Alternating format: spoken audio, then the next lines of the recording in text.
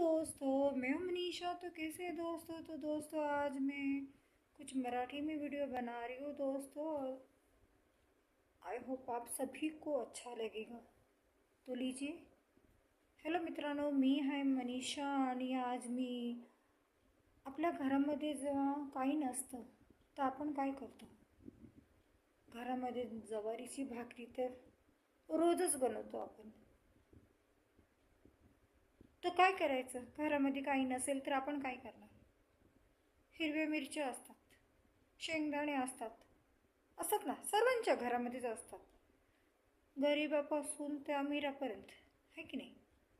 तर आपण काय करायचं? ते हिरव्या मिरच्यांना चांगलं तव्यावर भाजून घ्यायचं मस्तपैकी. भाजून घेतल्यानंतर ते शेंगदाणे पण भाजून घ्यायचे. त्यात कोथिंबीर पण टाकायचं थोडंसं.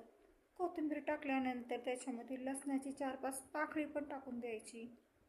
थोडंसं मीठ टाकून द्यायचं, जिरे टाकायचे आणि ते टाकल्यानंतर तो मिरचीचा खरडा बनवायचा.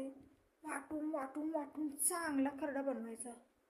आणि ज्याला पण ताप आला असेल ना, ज्याच्या तोंडाची चव गेली असणार, त्याला गवारीची गरम गरम भाकरी आणि तो मिरचीचा खरडा खायला दिला ना की बघा, काय झणझणीत त्याच्या जिभेवर ती चव येणार.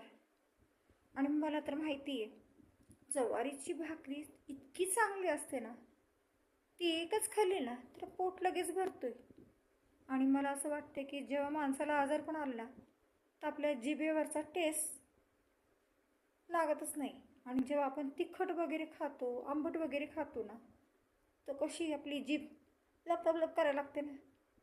म्हणून कधी पण घरामध्ये काही नसेल आणि माणूस घरातलं कुठलं पण आजारपण असेल, मोठं असून दे लहान असून दे, तर ज्वारीची भाकरी बनवायची, मिरचीचा खरडा मस्तपैकी बनवायचा आणि मस्तपैकी जेवायला द्यायचं.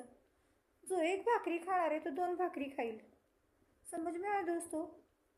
जो एक रोटी खाने वाला है ना मिर्ची की चटनी से, वो 2-2 रोटी खा लेगा. ऐसा जबन पे टेस्ट आएगा, ऐसा टेस्ट आएगा कि वो बुखार तो भूख भाग ही जाएगा. अब वो सोचेगा कभी बुखार भी उसको आया था. आसपास भी नहीं मिल रहेगा बुखार, पता है क्या? मिरची अशी झणझणझणीत, माहिती आहे ना?